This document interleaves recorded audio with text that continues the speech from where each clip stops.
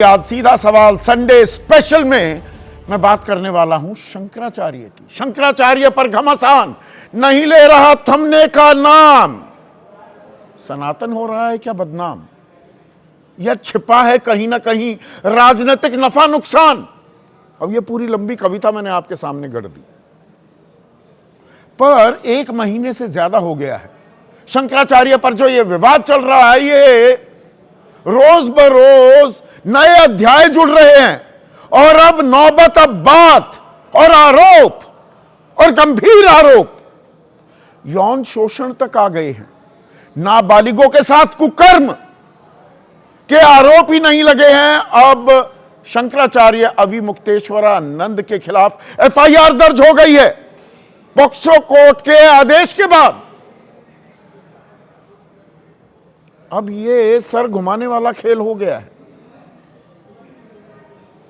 सनातन के संरक्षक 4 शंकराचार्य होते हैं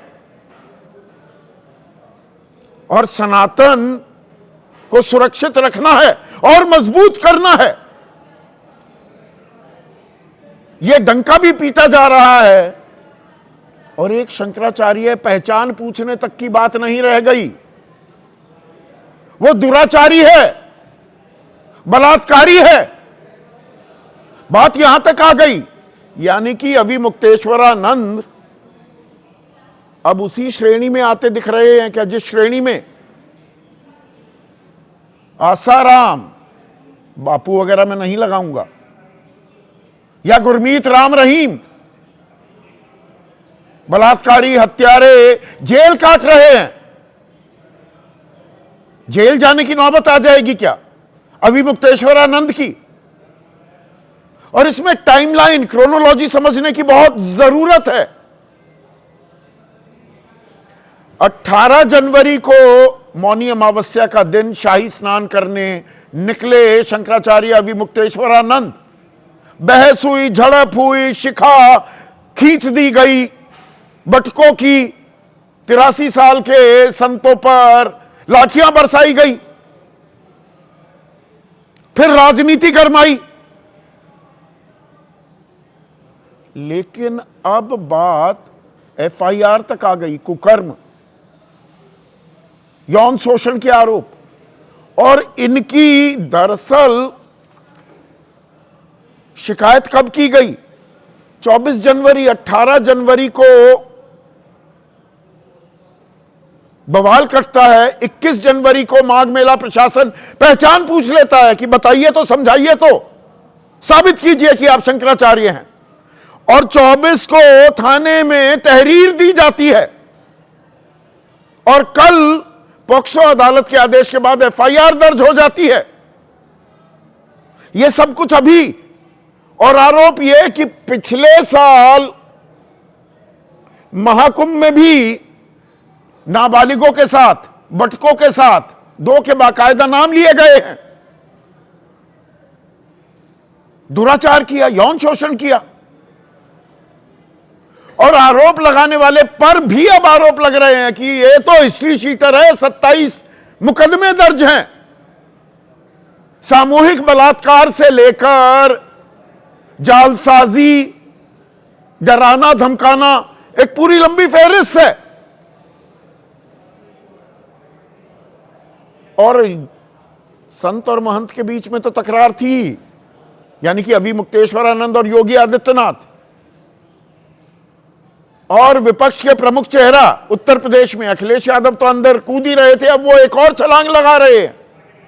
उन्होंने कहा कि अरे ये जो आरोप लगाने वाला है ये तो शिष्य है रामभद्राचार्य का, वो कथावाचक जो हैं। और जालसाजी का आरोप मेरे कार्यकाल में लगा था रामभद्राचार्य पर। वो आरोप रफा दफा करने में भूल कर दी, चूक कर दी। यानी कि सरकारें इशारा करें तो केस भी दर्ज हो जाते हैं और केस खत्म भी हो जाते हैं। और इसमें सनातन अपने आप को कहां पाता है? आपकी राय क्या है? आपके सवाल और आपके सुझाव जो अब सीधा सवाल के अहम हिस्सा बन चुके हैं। तो शंकराचार्य पर घमासान अब बहुत आगे बढ़ गया है। और उम्मीद भी नहीं थी इतने गंभीर आरोप लगाए जाएंगे। यह सनातन बदनाम हो रहा है या हकीकत बयां की जा रही है? यह मामला बेहद गंभीर हो गया है। कल पॉक्सो कोर्ट के आदेश के बाद स्वामी अविमुक्तेश्वरानंद यानी कि शंकराचार्य अविमुक्तेश्वरानंद पर यौन शोषण का केस दर्ज हो गया है। प्रयागराज के झूसी थाने में यह एफआईआर दर्ज हुई है।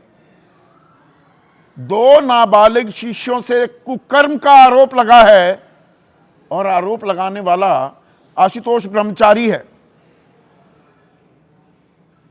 इनके बारे में भी तफसील आपको देने वाला हूं।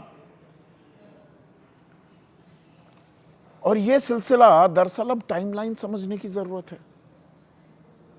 24 जनवरी आशुतोष ब्रह्मचारी ने झूसी थाने में तहरीर की, अविमुक्तेश्वरानंद पर कार्रवाई की मांग की, नाबालिग का यौन उत्पीड़न करने का आरोप लगाया।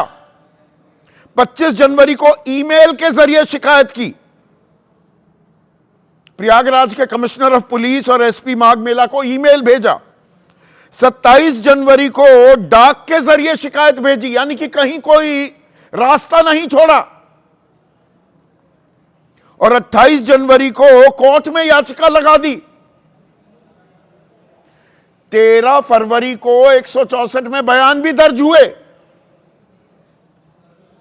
इन 2 नाबालिग शिष्यों के। और कल यानी कि 21 फरवरी को पॉक्सो कोर्ट ने केस दर्ज करने का आदेश दिया।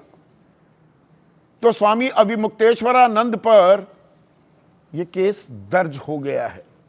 यह पूरी एफआईआर की तफसील मेरे पास है। कल ये एफआईआर दर्ज हुई 23:37 पर, यानी कि 11:37 पर देर रात। अब ये तो बेहद गंभीर संगीन मामला हो जाता है। याद आती है आसाराम या राम रहीम की। यह क्या हो रहा है सनातन को? सनातन के संरक्षक हैं स्वामी अविमुक्तेश्वरानंद शंकराचार्य हैं भाई। पट्टाभिषेक और बाकी बवाल को अभी साइड में कर भी दें। और यहां आरोप यह लगाए गए कि पिछले साल महाकुंभ में भी कुकृत्य कर रहे थे स्वामी अविमुक्तेश्वरानंद, और इस बार माघ मेले में भी किया। पर यह संयोग है या प्रयोग हो रहा है? यह आशुतोष ब्रह्मचारी जो है, अभी उसकी तफसील में जाता हूं।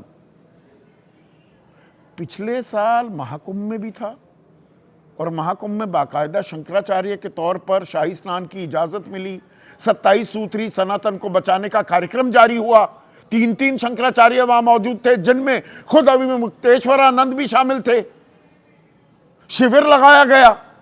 इस बार भी माघ मेले में शिविर की इजाजत मिली, लेकिन मौनी अमावस्या के दिन जो बवाल कटा, उसके बाद वो 18 जनवरी और ये नाबालिग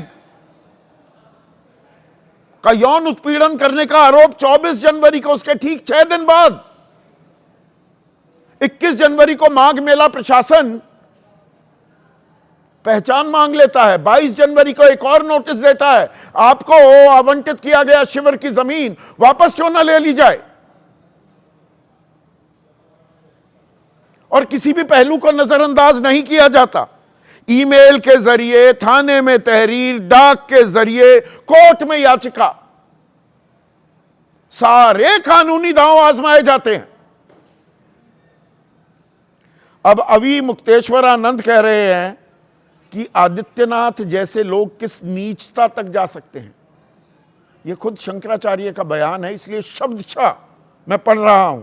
देख लिया, प्रहार का अनुमान था लेकिन इतना नीच होगा कल्पना नहीं थी। धर्मयुद्ध शुरू हो चुका है, सामने से बम गोले तो आएंगे ही। सुनिए अविमुक्तेश्वरानंद क्या कह रहे हैं।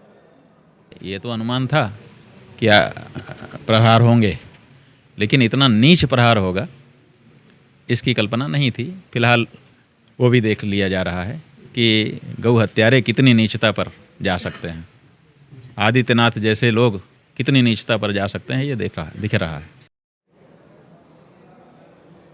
और लगे हाथों आरोप लगाने वाले आशुतोष ब्रह्मचारी पर भी सवाल खड़े कर दिए।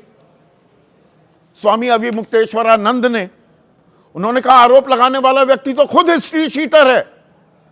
आशुतोष ब्रह्मचारी के अपराधों की लंबी लिस्ट है। पुलिस ने अपराधियों को छूट दे रखी है और सज्जन को बंधन है। अब ये गंभीर राजनीतिक आरोप भी हो गए, आ रहे हैं एक संत के मुंह से। ये आशुतोष ब्रह्मचारी ये खुद हिस्ट्री शीटर है, तो पर क्या हिस्ट्री शीटर अगर आपने कुकृत्य किया है, यौन शोषण किया है, उसके आरोप नहीं लगा सकता क्या? या ये सोची समझी रणनीति के तहत किया जा रहा है?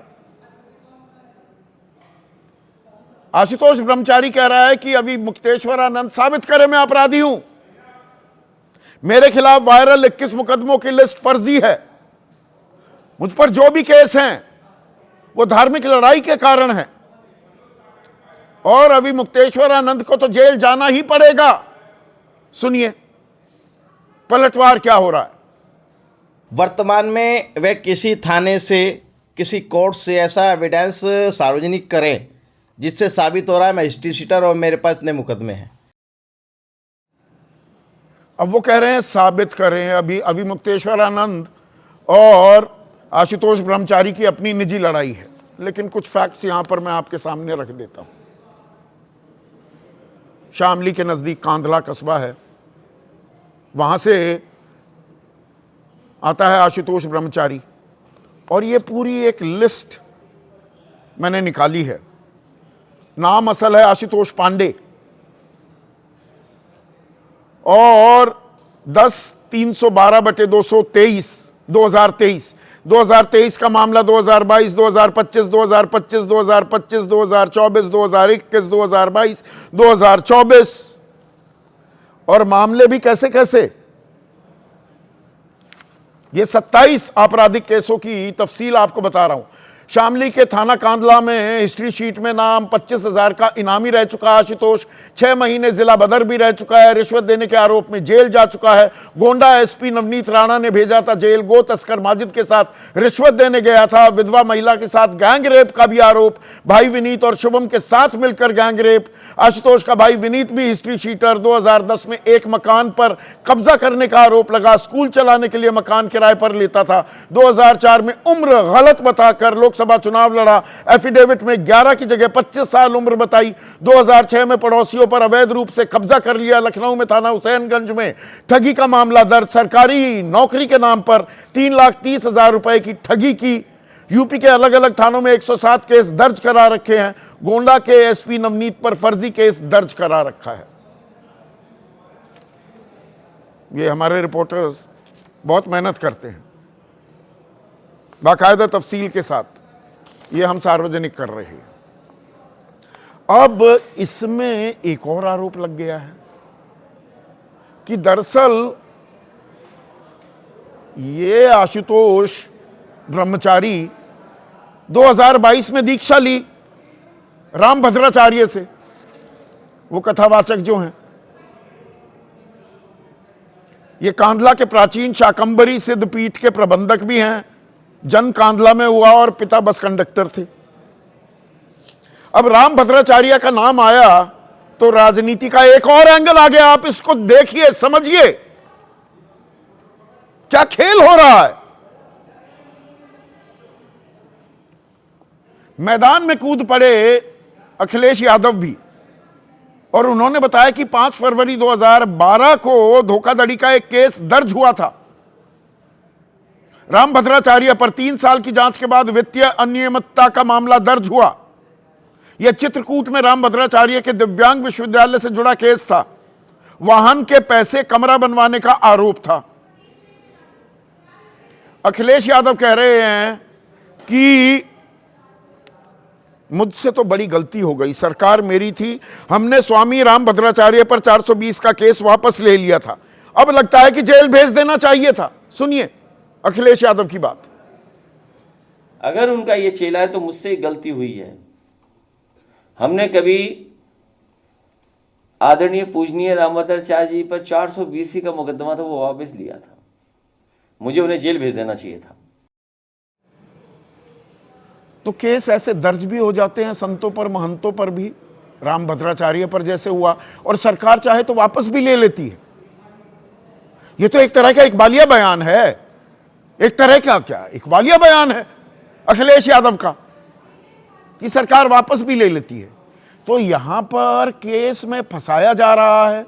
यह संत और महंत यानी कि स्वामी अविमुक्तेश्वरानंद और योगी आदित्यनाथ के बीच नाक की लड़ाई हो रही है क्या? कल तक तो उप मुख्यमंत्री केशव प्रसाद मौर्य भी और ब्रजेश पाठक भी भगवान भी बता रहे थे, चरण स्पर्श कर रहे थे, बटकों को मिठाई खिला रहे थे, उनका सम्मान कर रहे थे। पाप किया गया है यह बता रहे थे। अब पाप के गंभीर आरोप स्वामी अविमुक्तेश्वरानंद पर ही लग गए हैं।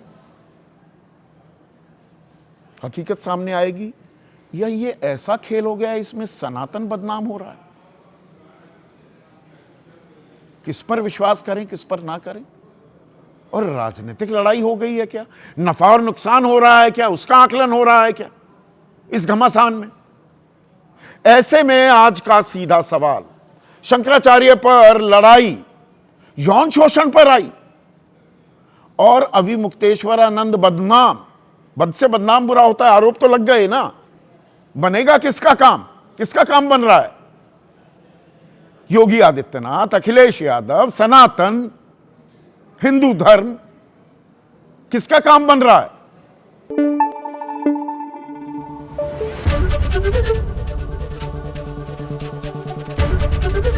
एबीपी न्यूज आपको रखे आगे।